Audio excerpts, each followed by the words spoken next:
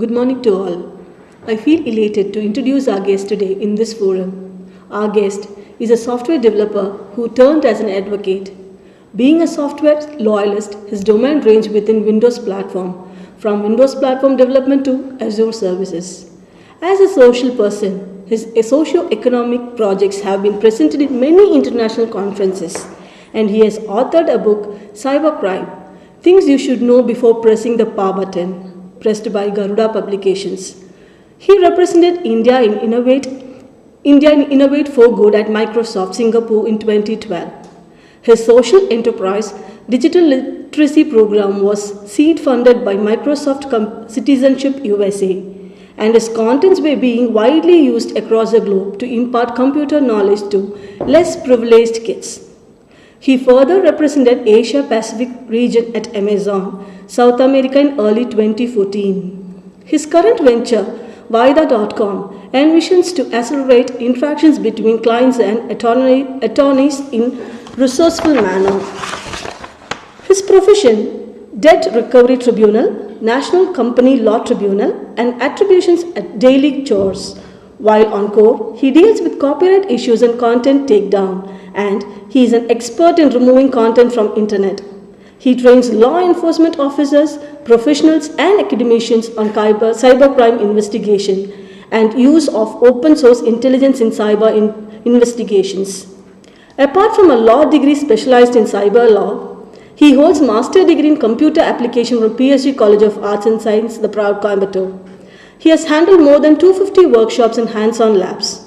He has trained multiple stakeholders in cybercrime, including police personnel across the country, on handling cybercrime investigations and dealing digital evidences, which deals the talk about technology, cyber law, and laws related to technology. The eminent person with this high profile is our guest today, Mr. Satyanarayanan Subramanian, who is a cybercrime advocate in High Court of Madras and also in District Court of Coimbatore. I wholeheartedly welcome you, sir.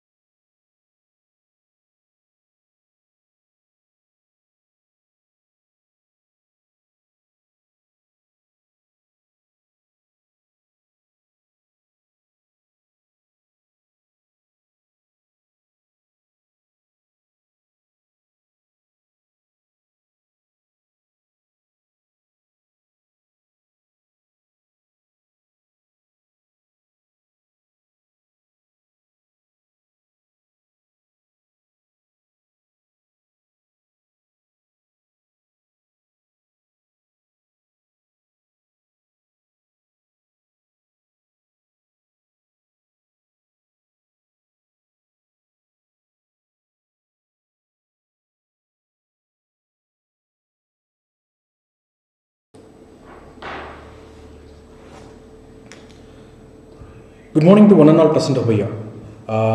It is a great pleasure for me to be present at Sri Ramakrishna Engineering College for the Induction program for the first year students. I have already been introduced by the faculty over here. Thanks for the wonderful introduction. To put in short, I am an advocate dealing specialized in cybercrime matters. So that is what is given as an intro for me. So I will talk today about cybercrime and the various ways students are being directly or indirectly infected by it. I should use the word infection. The reason being COVID-19 is not just the only virus that is going around. Bad habits and bad usage of internet is also leading to a form of virus, creating lot of losses for both users as well as end users. So talking about criminal offences in general, the major difference between a normal crime and a cyber crime is very as simple as given in the normal English dictionary. Any crime committed in a physical form is a normal crime. Any crime that is committed with the help of a computer will be termed as a cyber crime. So, if you ask me, can you please give me an example as what is the major difference between a crime and a cyber crime? Colloquially, I can say it in Tamil as ஒரு கத்தி எடுத்து டைரக்டாக குத்துனா அது crime. இதே நான் நெட்டில் ஒரு ஆளை என்கேஜ் பண்ணி ஃபேஸ்புக் மூலியமாக பேசி நீ கத்தி எடுத்து அவனை குத்து அப்படின்னு சொன்னால் அது cyber crime. That is a basic definition that I can give for a clear understanding. Any crime that has been committed with a help of a computer resource will eventually be termed as a cyber crime along with the provisions of IPC. So what is IPC? What is CRPC? Criminal Procedure Code is how a criminal activity once committed, how the criminal offence should be taken over or how it should be handled in the court of law. This particular procedure aspect of how the court should function is defined under Criminal Procedure Code. Whereas the punishments that are to be accrued by an accused person or the punishment that has to be given by the court after following the procedures of CRPC is termed as Indian Penal Code. Okay? EPCO அப்படின்னு தமிழில் சொல்லுவாங்க.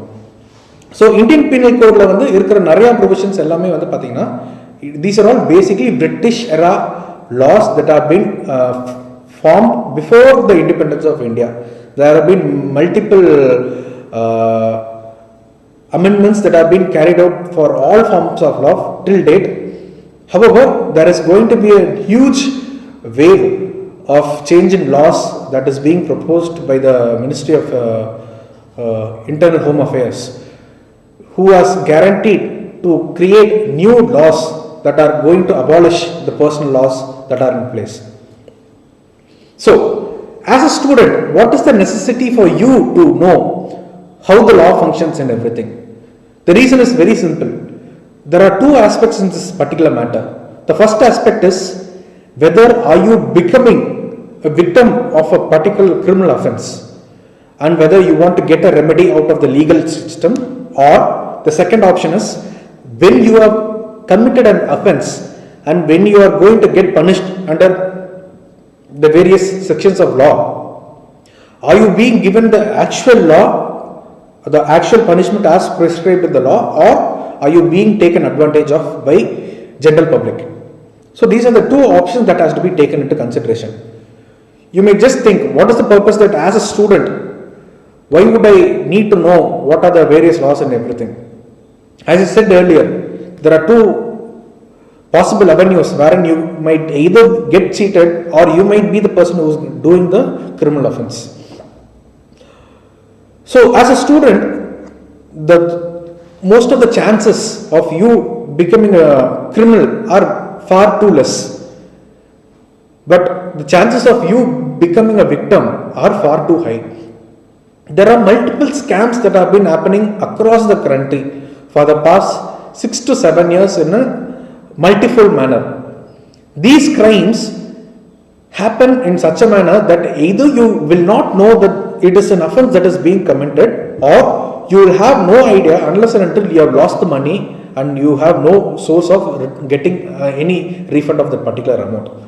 Some of the biggest scams that are happening in the recent days are Bitcoin scams, dating app scams. Then you have another form of scams relating to financial frauds and everything. So we all know how currency is being normally done. The currency in general is basically what we are using with the ones that are given by the Reserve Bank of India.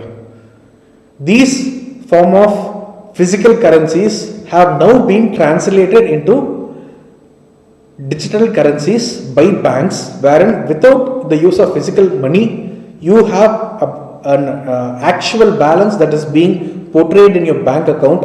Without the access of physical cash, you can transfer the money from one account to another account. So all these digital currencies, what has happened now is, there have been third parties and private players who have taken the dominance over this digital currency and have converted, or let's say created, a new form of currency called as cryptocurrencies. These currencies are not authorized by the Reserve Bank of India or any globalized standard of federal banking. But whereas these currencies are being monitored and utilized by a private sector and under a private scope without the purview of any government body. These cryptocurrencies have been started across multiple places in the globe, like South America, North America, or let's say even Australia and everything. So we have so many forms of cryptocurrencies operating in, let's say, India as well as across the globe. We have cryptocurrency. You have Bitcoin. You have Iridium coin, you have multiple other coins. All these are all individually monitored currencies that have no linkage to actual form of currency. There was a concept called as a Bitcoin bubble, wherein each coin was worth more than 4,000 US dollars, somewhere coming close to somewhere more than 4 to 8 lakhs. These amounts were initially being transacted in a barter system. So basically you go to a particular vendor who is dealing with the cryptocurrency, let's say Bitcoin, and tell him, see, I need to buy a Bitcoin for this much value. He sees the index of the Bitcoin exchange on the online any forum, and he says one Bitcoin is currently valued at $4,000. Are you ready to pay 4,000 worth dollars? And if you have that, let's say 8 lakh rupees in your hand, and if you pay that 8 lakh rupees to the particular agent, that agent is going to give you one Bitcoin. You can use the Bitcoin in your Bitcoin wallet, and what happens is you can use it in any form of currency across the globe. In wherever places these Bitcoins are being used. The only issue over here is there are less than 1% of genuine people who are actually dealing with all these cryptocurrencies. All others are basically scammers. So if you go to Google and search for any Bitcoin exchange website wherein you are ready to make a payment via PayPal or any other mode of foreign currency payment and try to buy a Bitcoin, what happens is whatever money you pay, it is gone for good. There is no way to retrieve it. It is basically a money lost which can never be retrieved at any cost. So this is one way of looking at things. The second way of looking at things is, what is the necessity to make one such, let's say, adverse action? The answer is very simple. When multiple people who are in college as a student and everything, everyone looks at different avenues to make an earning. Some people would want to go for a part-time job at, let's say, a particular Xerox shop or a computer center, or let's say any tuition center, and try to make an earning, a decent earning of, let's say, 6,000 to 8,000 rupees. But there will be certain people who think that they are way beyond that 8,000 rupees scope and think that, my time is not worth 8,000 rupees per month. So I want to go ahead and make a different earning. So what they would do is they would either utilize the savings that they have in their hand, or since most of the parents these days have digital banking or net banking feature, and all of those accounts are actually being monitored and managed by the kids on purely on trust basis. what multiple people do, they siphon off money from those particular accounts and try to venture out into this Bitcoin or cryptocurrency business and lose out the money at the end of the day. So my advice to you is, right now the government has a different quasi stand with regard to Bitcoin, whereas before 6 months the government gave a very clear stand saying that Bitcoin or any form of cryptocurrency is completely illegal within India. But whereas RBI later gave a clarification saying that only Bitcoins that are authorized by the RBI are considered to be valid. So whereas Bitcoin comes into that framework, but it is not recognized as a regular form of currency. While all these are under confusion, I would strongly advise you not to tap yourself into the avenue of trying to invest into any form of Bitcoin. That is one thing. The next thing to be done is, scams are not just happening in financial avenues. I would like to show you a photo of a Bitcoin scam of a client which I recently dealt with. If you can go into the folder of Bitcoin scam, I have 2 to 3 images that you can show.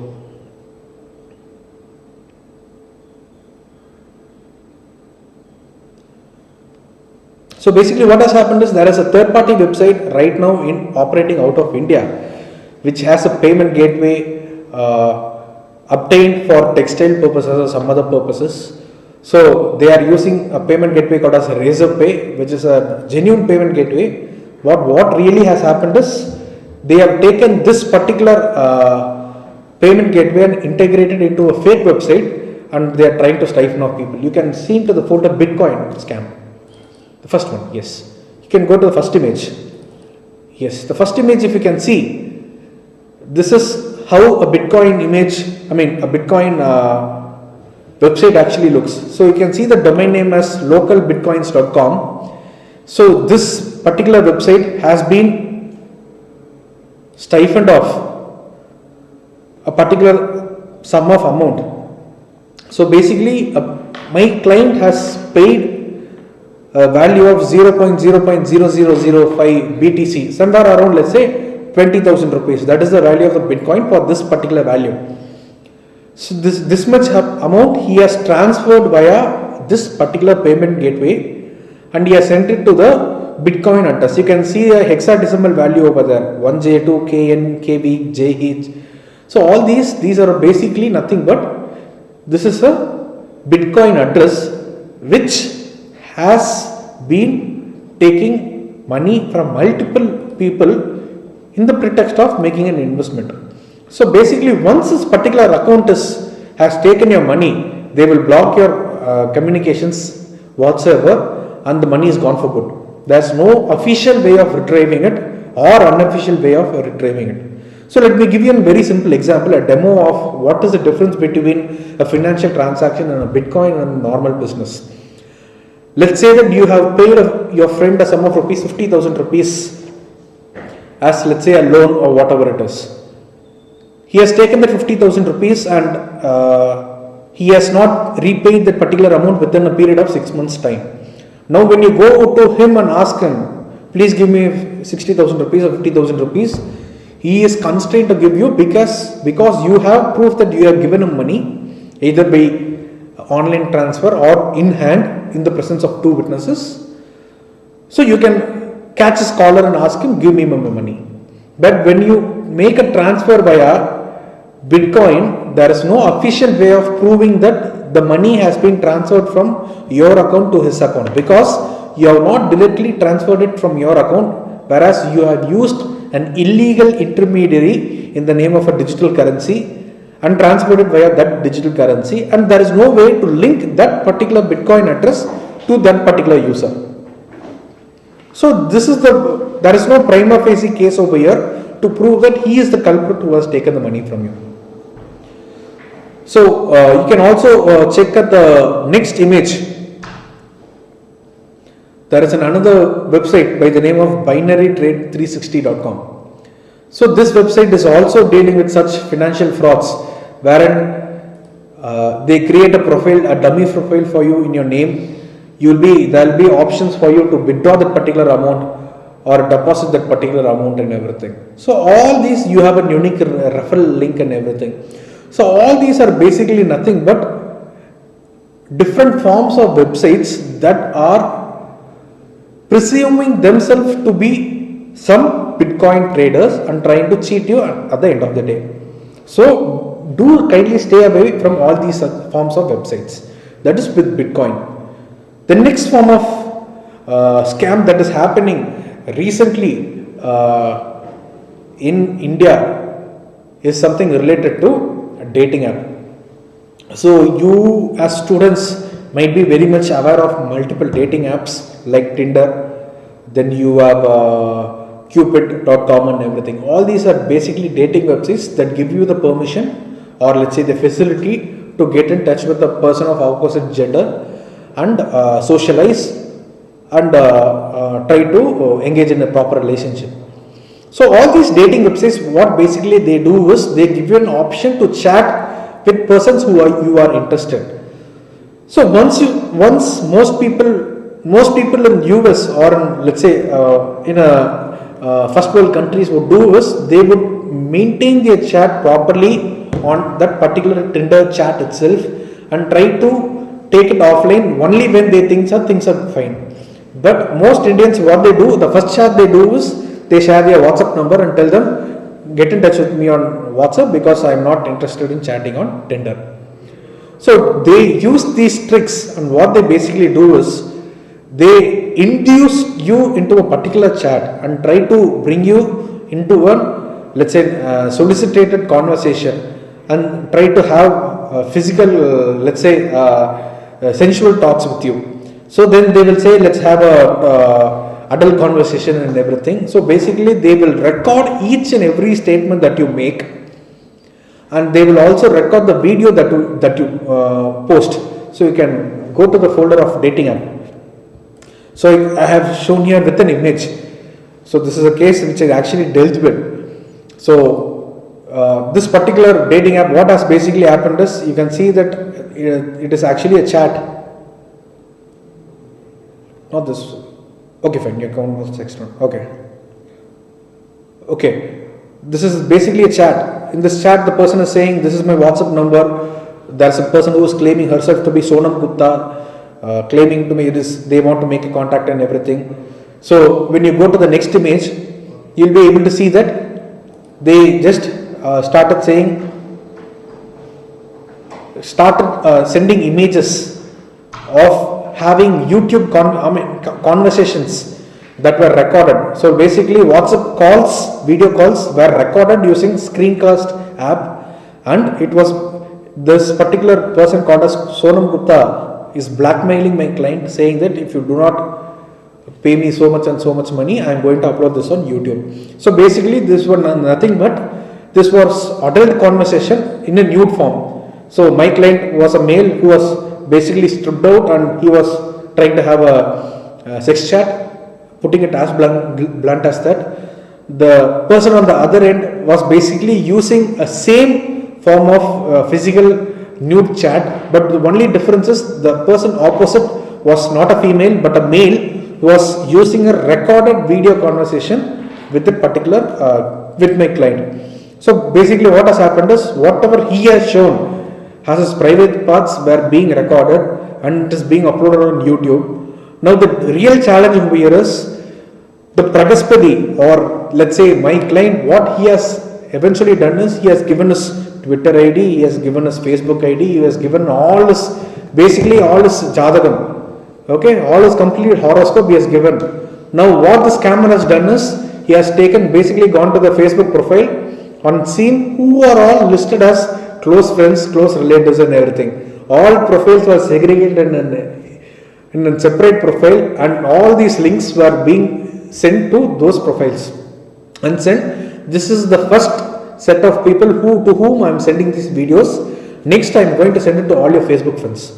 So this guy has eventually paid a sum of 1,50,000 rupees as to the scammer, and this case has been going on for more than, let's say, 6 to 8 months. Until now we have not been able to trace the scammer, because the scammer is based out of Malaysia. Now please be aware, whatever I say over here has to be taken only for an educational purposes.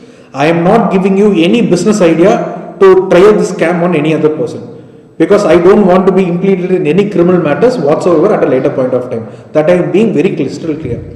And also, if you do any crime and get caught, please be aware, don't think that police are stupid, don't think that Indian police or Indian law framework itself is stupid. Things have evolved a lot in the past 2 to 3 years. Cybercrime have been taken in a very vigorous manner. The rate of detection has also been increased. So just don't think that because some scammer has done it and escaped, I can also do it. No, it doesn't work that way. Okay? You can also go to another profile of dating app. The different folder.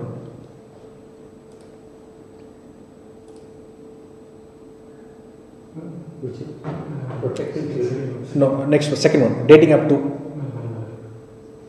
Yes. You can go to the next one. So the next one, you can see it is a chat between a scammer and my client, wherein my client is saying that I am having only 28 rupees. Whereas, the scammer is saying you are having 38 rupees, at least pay the 38 rupees. So basically, scammers are right now also beggars.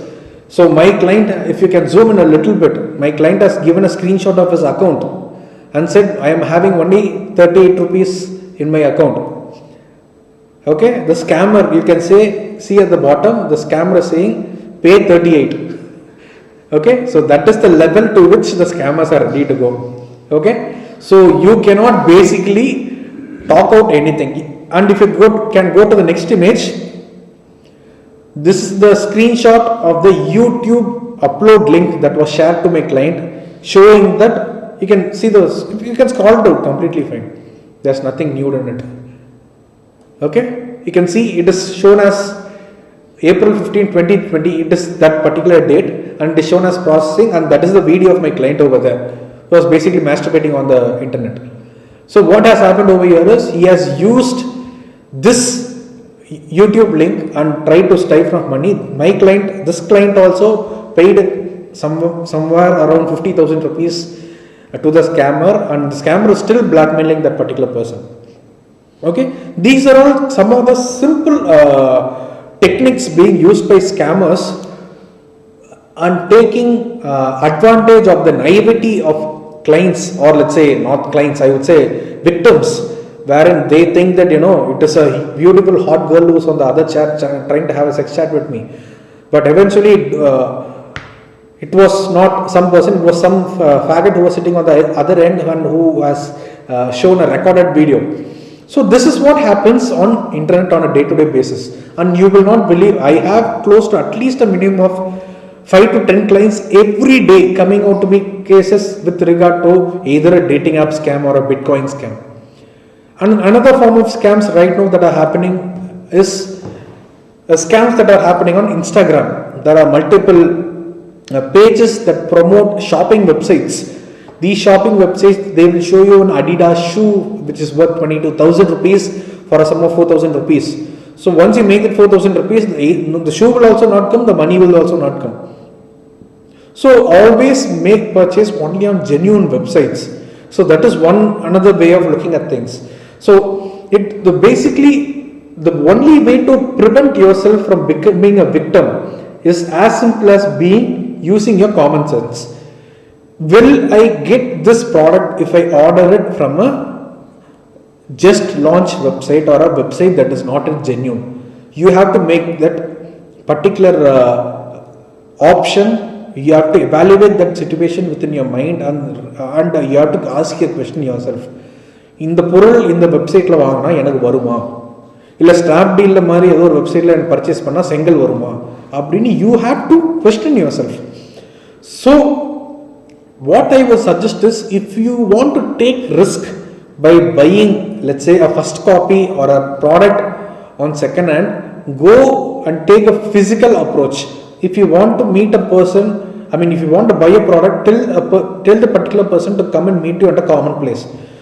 So you have multiple scams that are happening on websites like OLX, wherein a person would appear himself as an army person who is going on a deputation to a different place, and he wants to sell his bike or his car or his cell phone or whatever it is, and they will post all their army ID card, this and that and everything. So you'll try to buy in Royal Enfield worth 1.3 lakhs for a sum of, let's say, 40,000 rupees. You would think that that particular amount is a huge steal for you, but eventually at the end of the day, that guy is actually stealing that amount from you. So once you make that payment online, what he will do is he will take that amount and run away and block your profile and create a different profile and try to take the money.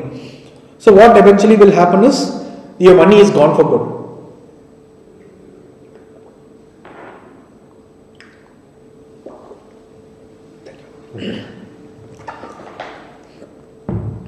That is one form of crimes that are basically happening.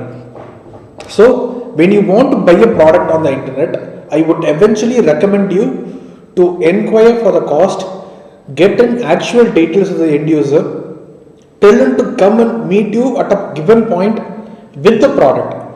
When I say at a given point, don't go to the place he tells you to come. So basically, if you are the buyer, tell him that you are ready to meet him at a coffee day or at a particular place where it is crowded or basically recorded, because most of the coffee shops these days have a CCTV recording. If the person calls you to a corner solicited place at let's say Singanallur near bus stand, near that small booth, you come and stand over there with the product, don't go over there, because they might dub you over there and take away the product from you. So that also you have to be very cautious. So what you need to do is tell them that you are ready to purchase the product and you have the money in hand, or you are ready to pay it via online. And when making payments or receiving payments, always make sure that you are receiving payments from authorized websites. So recently one of my another client who runs a mechanical store, a person from Kerala has come in and made a purchase of 20,000 rupees, and he has said that I am not having cash, I am ready to pay it online. So this person has basically given the account details and said, see, this is my account details, transfer it to this particular account. So now what this customer has done is he has modified a message that has been received from a bank for the transfer that he has made on an earlier time. He has changed the account number, he has changed the amount and the date and time alone, and he has shown to the shop owner saying, see, I have made the transfer. This is the confirmation for the transfer. The amount has gone to your account. See, this is your account number. Now my client, being very naive, he has thought, okay, fine, my account number is given over there. Maybe yes, I have received the message. Now he was also suspicious, but what he has done is he has said, no, you have only received the message, I have not received the message. So what he has done is he has clicked on the message, clicked on forward and sent it to the shop owner from a different number. So basically now he has received a message saying my account number has been debited with 25,000 rupees or 40,000 rupees. Now what has happened? He has received the message, but he did not see who is the sender on the top. He did not see whether it is Axis Bank or Paytm. It was an individual 10-digit private number from which the message has been received. So basically, physically the guy was being scammed using cybercrime. So this is a new level of scam that has happened very recently in Coimbatore. Okay, there are many such scams that are happening on a day-to-day basis. One thing that you need to be very cautious is data is the new oil right now, because your information might be completely invaluable to you. You might think that you are worth nothing, but you are actually worth a substantial amount of money. If not for you, at least for your friends. Your friend might have set up your account to be one of the recovery accounts for the Facebook account office, or vice versa, whatever it is. So you might think you are not useful, but your usernames, your credentials are such as passwords are very much useful for people who are trying to make genuine use of it. The next thing to look at it is, you might ask me, how do you say that data is the new oil? Because On STS, deals would have been made using oil. There might be bilateral treaties between companies using nothing but oil as a primary source of let's say barter system. But now data is a barter system. Recently you might have also known about the 5.7 billion valuation between Facebook and WhatsApp, wherein they have also sold a portion of Geo to Facebook and WhatsApp. And Geo has also purchased a substantial stake in WhatsApp. So basically what they are trying to do is they are trying to legalize what was initially called as illegal activity. To put it in simple terms, if I am running a company and a faculty over here is running a different company, as per the privacy policy, I am not entitled to share your personal data with the other company, because my privacy policy restrains me to use your information only with my server knowledge or whatsoever, but I cannot share it with third party. Now WhatsApp is a big giant, Geo is a big giant, Facebook is a big giant. Now all these people want to do a cross domain sales, or they want to share data within themselves. So what they have basically done is, in company policies there is something called as a cross holding, wherein if I buy a substantial stake of the company share in a, let's say company B, and company B buys a substantial stake in the company A and B can use the data of one company with the other without breaking any privacy policy. So now what is being sold over there is not just the let's say stock value or the stakes over there are not just pertaining to the commercial value of the particular trade. It is your personal information that is also at stake in this particular transaction during this sale. Okay, so that is with regard to data as the new oil. The next thing that you need to know is how to make a complaint when it comes to cybercrime. So in Coimbatore, you have a separate legal body set up by under the wing of Commissioner of Police. It is called as a Cyber Crime Department. It is under the control of Commissioner of Police for Coimbatore City. So people within the jurisdiction of Coimbatore City can approach the Cyber Crime Department and register your complaint in a physical format. There is a government initiative by the name of cybercrime.gov.in. Right now it is I would not go to the extent of calling it as a dummy website. I would go to the extent of it is not being utilized in a proper manner. So don't make a complaint over there and expect the police to be at your doorstep. Please be vigilant whenever you have become a victim of a cyber crime. Take either the assistance of an advocate who specializes in the field, or go and approach the police directly with a written complaint at the earliest, and get a complaint acknowledgement from them. Once you get the complaint acknowledgement, what you can basically do is you have the liberty to track the complaint that is in scope and make sure that your complaint is being taken on a regular basis.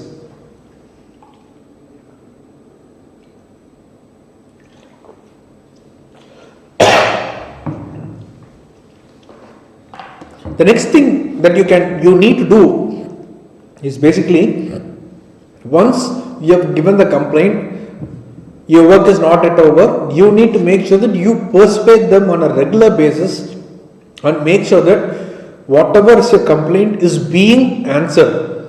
It is being given a proper case number, or it is being given a CSR. CSR is a community service record register, wherein any complaint that has come within the purview of the police station has to be given a particular reference number. Next thing is, you can persuade them to file an FIR in that particular criminal offence, because without a criminal offence, eventually what happens is, let's say that there has been a criminal matter and you wanted to take a civil remedy or a criminal remedy wherein you want to get a refund. You approach a company like Paytm or let's say PayPal or PhonePe. The first thing, once you report the crime, once you have reported that, what they will ask you is they will ask you for an FIR copy. If you have been in a place like Bangalore, eventually the moment you give a complaint, you will get a copy of the FIR on the very next day. But unfortunately, in Tamil Nadu, giving an FIR is a humongous task for the police.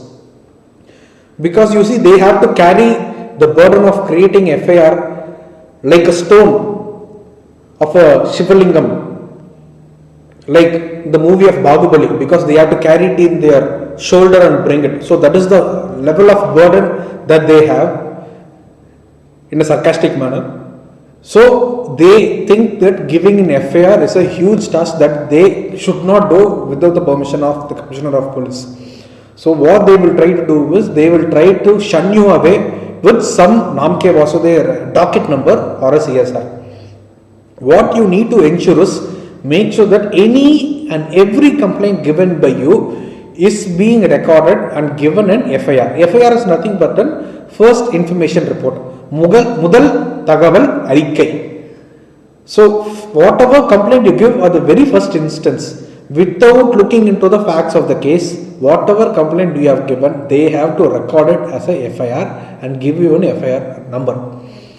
Without giving FIR number, do not move from that place. So this is the first way to make sure that you safeguard yourself from any possible lapse in judicial forums, where if you go after 6 months and tell them I have already given a complaint on so and so date, now take my complaint, they will ask you, have you filed an FIR? Do you have a copy of the FIR? When you say no, your status quo is gone over there, there is no way of proceeding any further. Next thing is, what you need to do is have some email etiquettes and chat etiquettes. Do not share any personal information on Facebook or on Twitter or on email without knowing the person in person. So why do I say it? So let's say that you will not know any person by the name of Diana, but the Diana will actually send you an email saying that, I have seen your profile on Instagram, you look handsome and everything, but eventually you will not look handsome. Okay? So what you need to do is, unless and until you know the person on a regular basis, do not reply to any such scammy emails.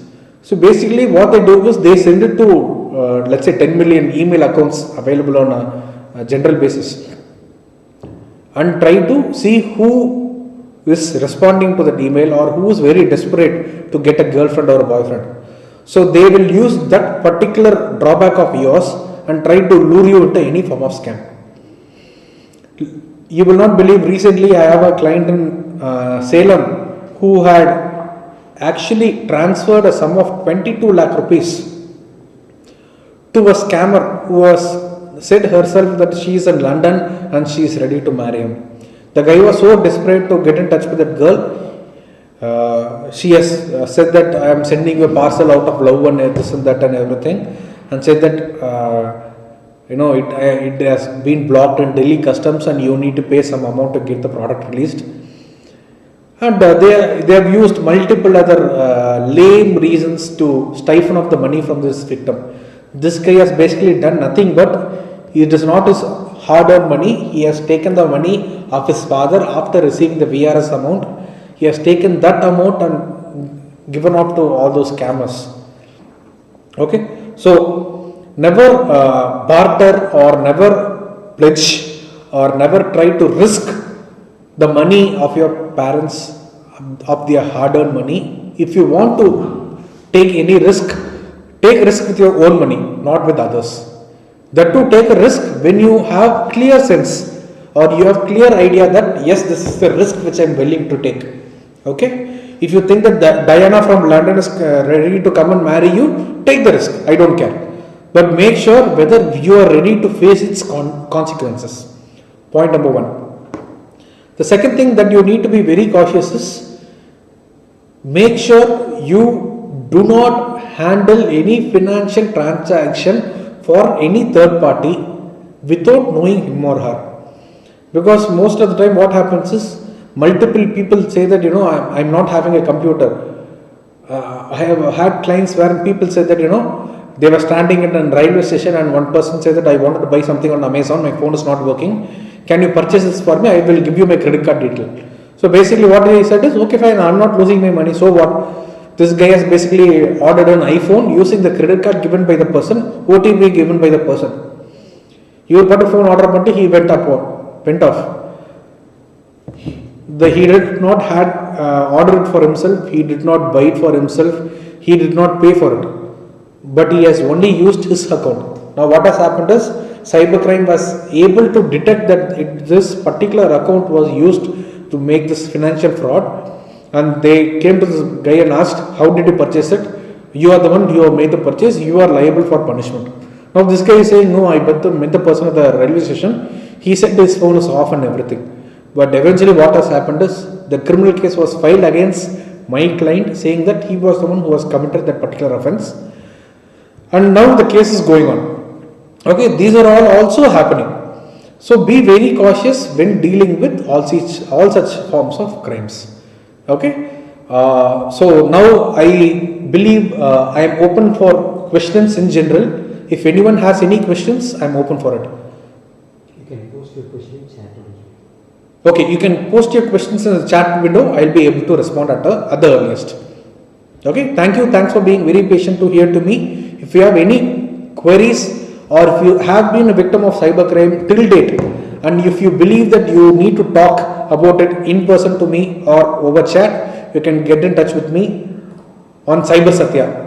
Okay, that is my handle on all the social networks. You can get in touch with me there. You can talk it to me absolutely free of cost. No issues. Okay. Thank you. Thanks for the opportunity, Ramakrishna College. Thank you.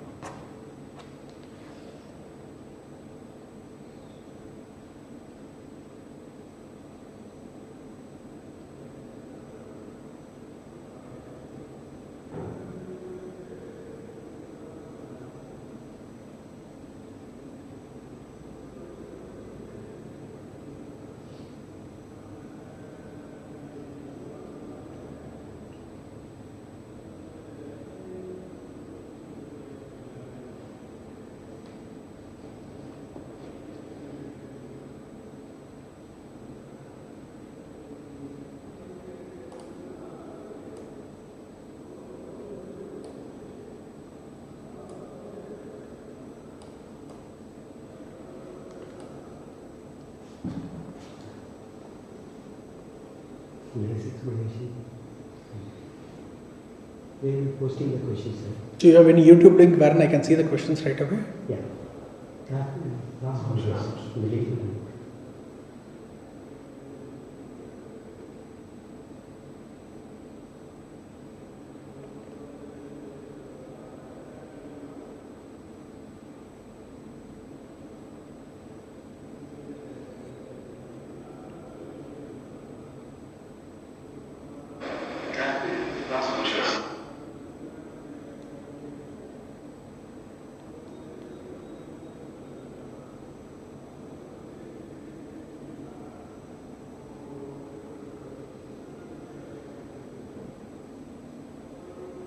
Okay. Mr. Adarsh Anand has asked me a question. Sir, what about having a public account on any of the social media platform? So having a public account is completely fine. I have a concept of a pyramid. So basically it is like good, fine and evil. So basically, or let's say God, good and evil. So have this concept wherein unless and until you are very sure that whatever you have done is a good deed or a God level deed, then you can eventually post completely on social media. It's completely fine. But the only thing is, do not put in any personal informations on such social accounts. So I can give you a very simple example. I don't have the slide right now, but one of the client I dealt with was a very famous Instagram model. So she just came to me and said, "Sir, I have a public account on Instagram. I have faced no issues till date. Can you just tell me what is the loophole that I have done? You tell me one mistake that I have done. I'm ready to shut down my account or change my account to private account."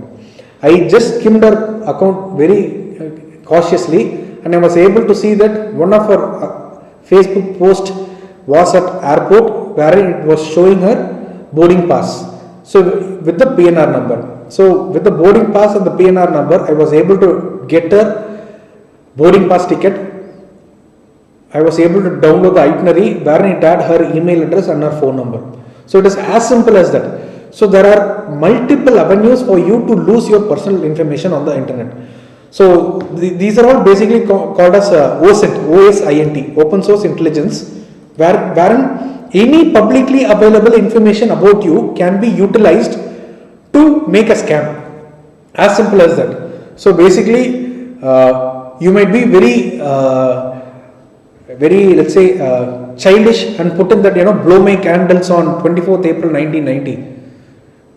Okay, you have basically given your date of birth. That is the privacy question in most of the internet banking websites in India.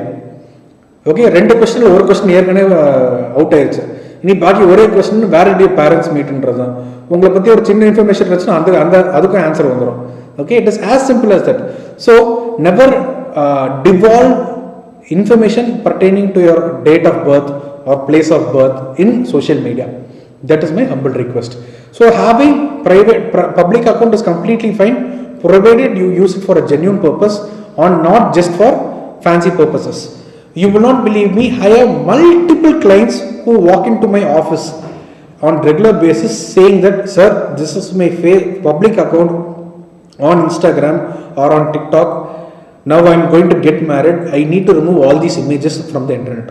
You will not believe, I have models who claim, or females who call themselves to be Instagram models and say that, "Sir, தெரியாம போட்ட sir, இப்போ எனக்கு வந்து கல்யாணம் sir, வீட்டில் மிரட்டுறாங்க, எனக்கு இப்படியே இந்த ஃபோட்டோஸ்லாம் ரிமூவ் பண்ணி கொடுங்க" அப்படின்னா they would have posted a hardly of 20 to 30 images. That images would have been replicated in 2000, 3000 times on multiple websites. I charge for the removal somewhere around 500 rupees per image. You calculate as for how much I will charge for 20,000 images. Okay, so that is the level of impact that you will get if you do not handle your images properly. So the simple way to put it is, if you post an image right now on the internet and if you believe that that image is going to cost you anything at a later point of time when you grow up, do not post that image. As simple as that. Okay, so that is the thing with online thing. So Mr. Prithav allegation has asked, which phone is safety, Android or iPhone? This is a very trivial question. It is all based on how you use. As per my knowledge, both Android as well as iPhone is secure. Only thing is, you need to make sure that you have an antivirus software running. You make sure that you have a password protection or an encryption enabled in such a way that no one has access to your phone without your knowledge.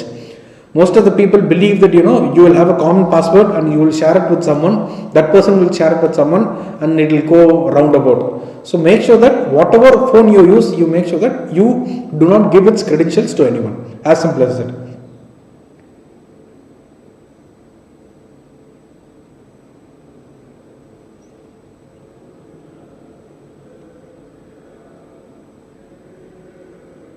Okay, Kritik Mohan has asked a question.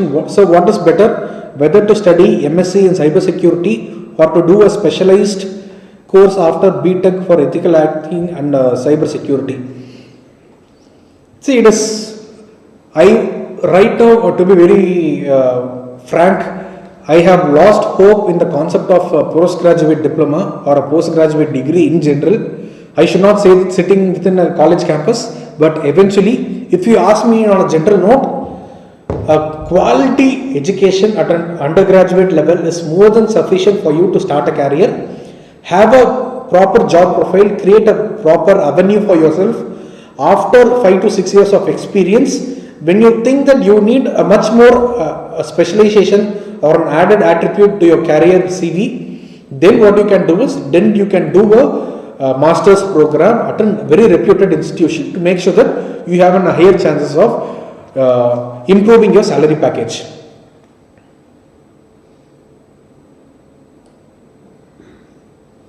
Okay. So Tanya Jacqueline has asked me, sir, how to contact you personally for issues. So as I said, you can contact me on Instagram or on Facebook. My Twitter handle is @cybersatya, CYBERSATHYA. I will put it in the chat box. I will have the faculties to put it on chat box. CYBER, cyber, SATHYA, Cybersatya. Okay. So that is my handle. You can get in touch with me. I will give you my personal information. You can contact me over that. Okay. Miss Sivagami Natarajan has asked me a question. What to do if someone created a fake account? It is as simple as that. Once a fake account is created, what you can do is you can report the profile immediately. You can ask multiple friends of yours to report it.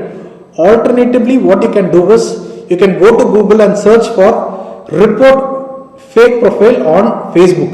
You will get a contact page wherein there will be a form wherein you can upload a copy of your ID card, a government authorized ID card like Aadhaar card or a driving license, and report and submit your original profile as well as a fake profile and ask them to remove the profile. That profile will be removed immediately free of cost.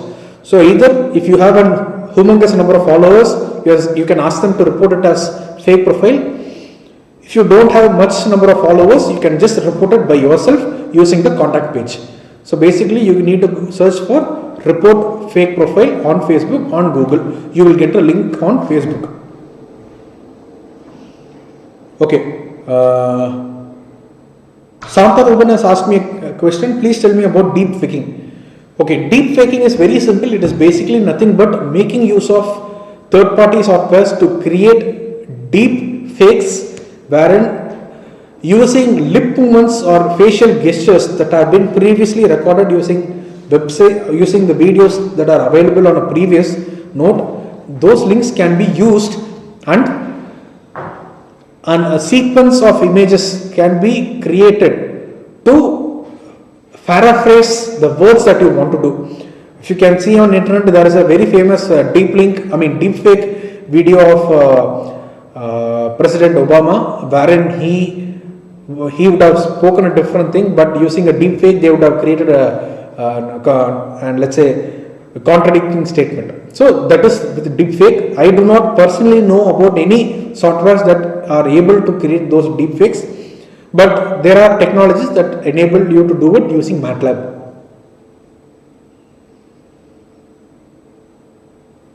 Okay, Rohit Rajendran has asked about bug bounty.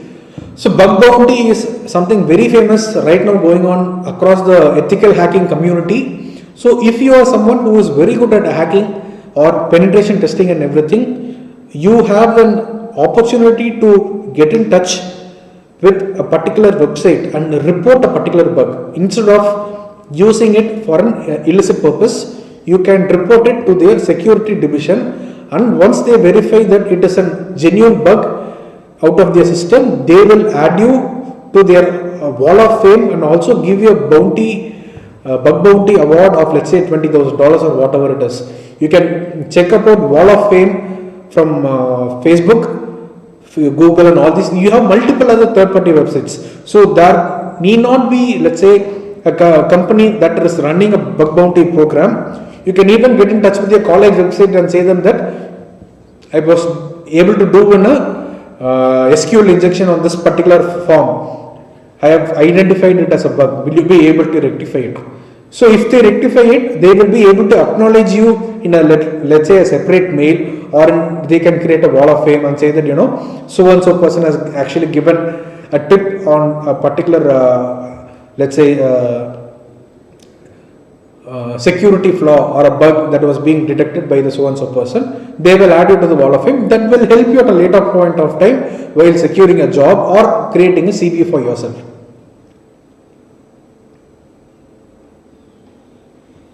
Okay, how scammers, Mr. Rock Raghavan. Okay, Rock Raghavan. He is a fan of Dwayne Johnson, I believe.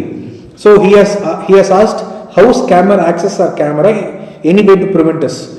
So basically, most of the Windows platforms or Android platforms right now has brought up inter-level security feature wherein before enabling camera, there will be a pop-up asking you for security privileges to enable the camera feature right now. But eventually, if your system has been compromised, anyone can access your camera by just getting in touch with your system on a remote basis. The best way to do it is put a tape on your camera. As simple as that. This is the best way to do it. Putting a tape on your camera, there is no other way better than this. You would have seen multiple images of very many, let's say, software company owners also doing this technique. Even I have a small tape, silicon tape, black color tape எடுத்து அந்த camera ஒரு இதில் போட்டு வச்சிருப்பேன். எதுக்கு அப்படின்னு கேட்டிங்கன்னா, எதுக்கு நம்ம கெட்ட நேரம் ஏழா சனின்னு சொல்லி எவனோ ஒருத்தர் வந்து ஆக்சஸ் பண்ணிட்டானா என்ன பண்ணுறது? நம்ம பாதி நேரம் வீட்டில் உட்காந்துருக்கும் இப்படி ஷர்ட் அண்ட் டைமை போட்டு உட்காந்துருக்க போகிறோம் கிடையாது. ஸோ ஏதாவது நடந்துருச்சுன்னா எதுக்கு மானபாக்கப்பட்டு?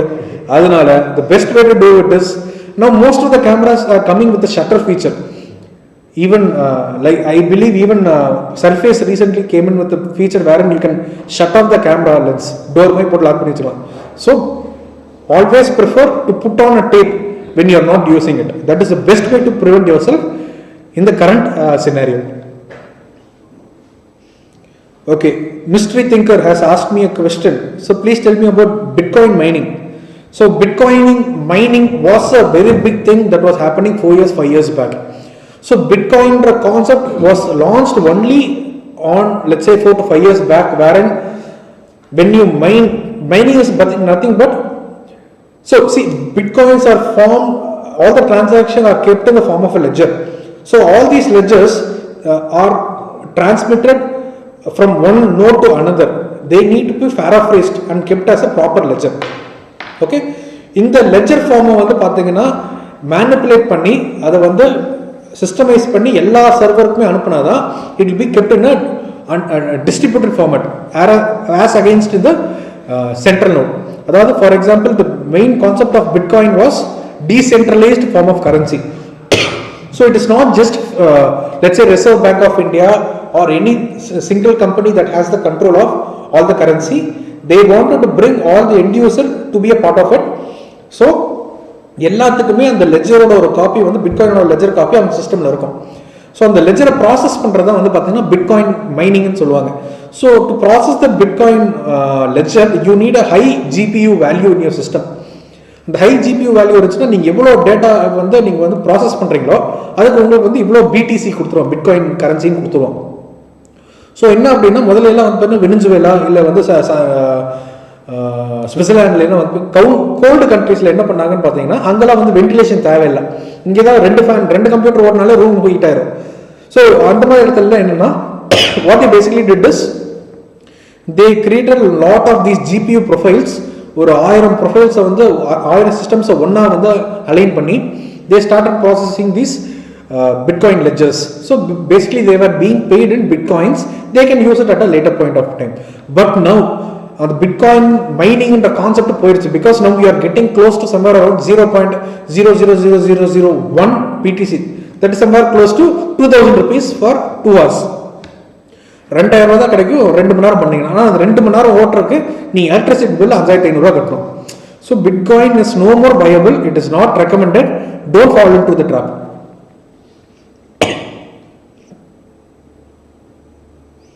So Jayashakti Balaji has asked, sir, Bitcoin affairs is same as share market. Am I correct? Can you explain? It is a big no. Share market is being regularized by BSE, that is Bombay Stock Exchange. Okay? This Bitcoin affairs are not being monitored by any government agency or government nodal agency. This is a private entity. நீங்க அதுல போடுறதுன்றது நீங்க காசு தூக்கி மேலே வீசிட்டு கீழே வரும் அப்படின்னு நினைக்கிற மாதிரி தான், வராது. So it is not recognized by any government body.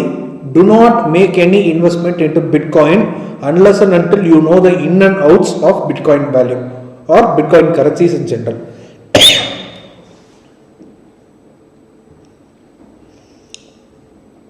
Okay, Gautam Rajkumar. Sir, my father mobile has been stolen in a daily market and we gave complaint to police station, but they did not give proper answer. No FIR. Okay, so in all these matters, what you need to do is theft of property does not come under cyber crime. Coimbatore பொறுத்த வரைக்கும் அதான் ஏன் எங்களுக்கும் தெரியாது.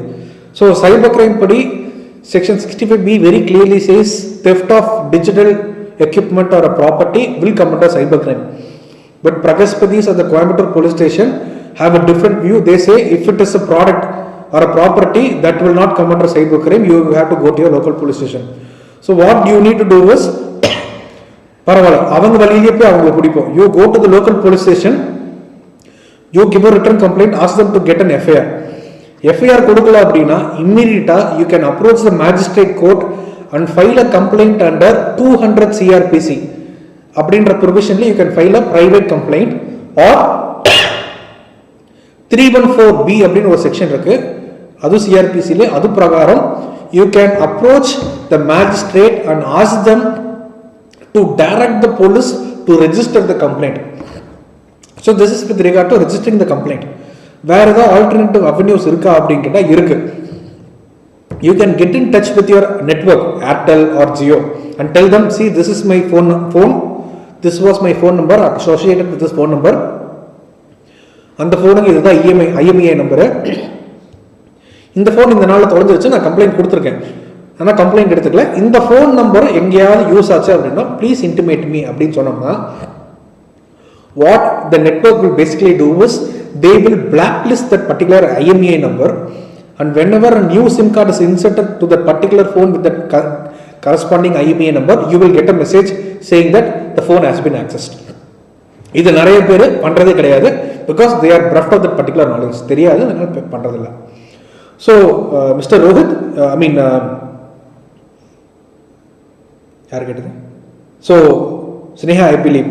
So Sneha and Rohit also, you can do this and do it. Next thing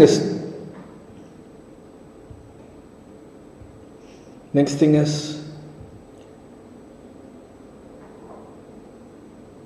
okay, Prithvi allegation has asked, sir, what about your opinion about WhatsApp end-to-end encryption? So WhatsApp end-to-end encryption அப்படின்ற சொல்றது பார்த்தீங்கன்னா, it is like saying, it is like keeping a mirror in the mid and saying, I can't see you, you can't see me. It is just a comical way of doing it. End-to-end encryption is only between the phone to phone, but whereas not between the server to server. So basically what happens is, only conversations while being transmitted from the server to your phone, it is being encrypted. But in the server, it is always unencrypted only. So whatever you do, if you are doing it in a criminal offense, police always has the authority to take information from WhatsApp in an official manner. Okay, so end-to-end encryption, it is not much of an encryption, I would say. So don't fall into the trap.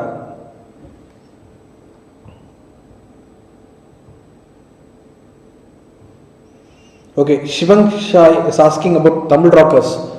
Sir, can you please tell us about the privacy in cinema field and why we couldn't be able to find the host of Tamil rockers? Okay, Tamil rockers. So to all the fans of Tamil rockers, I'm sorry to say that the website has been shut down by the founder of Tamil rockers itself, because he is not able to monetize it any further, because the only way he was generating revenue was with the help of ads that were being pushed on the website. Now all our end users, they want free movies and also they don't want ads on the website, so they are using ad blockers. So basically ad blockers, whoever were using ad blockers, they basically gave no revenue to the Tamil rockers, and they were not able to generate enough revenue to run the servers and everything. So he himself has shut it down.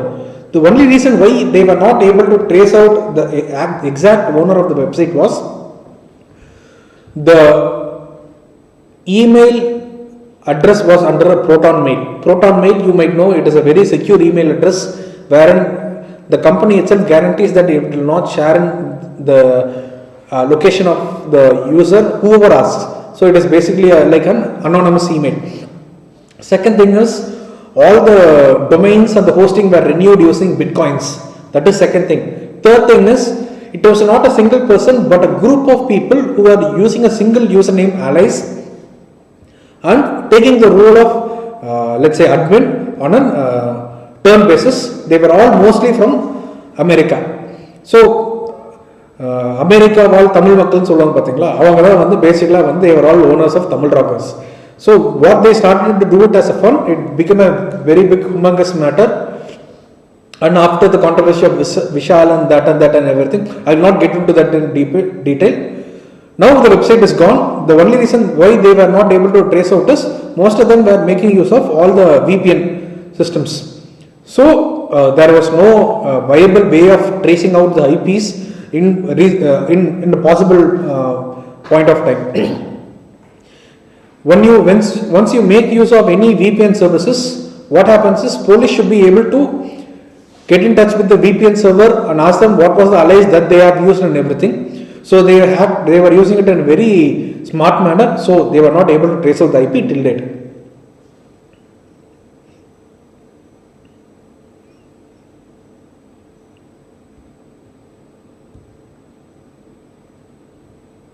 So which is the safe? So Ram Kumar is asking the same question for more than 20 times. So I believe he is very desperate. So Ram Kumar, he has the answer for you. Which is the best or safe online payment app? Okay, I believe his question is which is the best safe online payment app. So I believe right now the best payment app to use is UPI, Unified Payment Interface, BHIM இருக்குங்க, or you can use any third party app that is making use of UPI services, because if you take any payment gateway, your money is getting transferred to the third party company and routed again to someone else. But when it comes to, let's say, UPI, your money goes nowhere but from your account to the beneficiary account. So eventually what happens is there is no way that your money is being manhandled by anyone. So you can be very cautious as in how the amount is being utilized. So that is one possible mechanism to make sure that your money is safe. So always make use only of UPI. You might ask the next question, sir, UPI I can use only if I have money in my account. Yes, please use payments only if you have money in your account. If you don't have, don't make any payment. That is my humble advice. Buying of a credit card or unintelligent way of using a credit card is the first financial crime that will come into yourself. So do not use credit cards unless and until you know in depth of how it functions and everything. Okay. Again, Rock Raghavan, the son of Dwayne Johnson, he is asking a question. Sir, will premium VPN apps give our original IP address? ரொம்ப பாதிக்கப்பட்டிருக்கிறது தெரியுது. Premium VPNs are the first ones who will be ready to give in your IP addresses, because you need to understand the concept of privacy and cyber terrorism. Privacy is when you are talking with your friend. Crime is when you are trying to do a criminal offense against someone. When you are doing a criminal offense against someone, it becomes a crime, and the companies are obligated to share any information related to that crime with the local law enforcement. நீ free இது use பண்ணியிருந்தா கூட உனக்கு எந்த information வந்து அந்த company கிட்ட இருக்காது. பெய்டு சாஃப்ட்வேர் யூஸ் பண்ணியிருந்தேன்னா நீ எந்த வெப்சைட் வச்சு பே பண்ண இல்லை எந்த கார்டு வச்சு பே பண்ணுன்ற இன்ஃபர்மேஷனோட பேக்கேஜ் போட்டு எடுத்து கொடுத்துருவோம் போலீஸ்காரங்கிட்ட.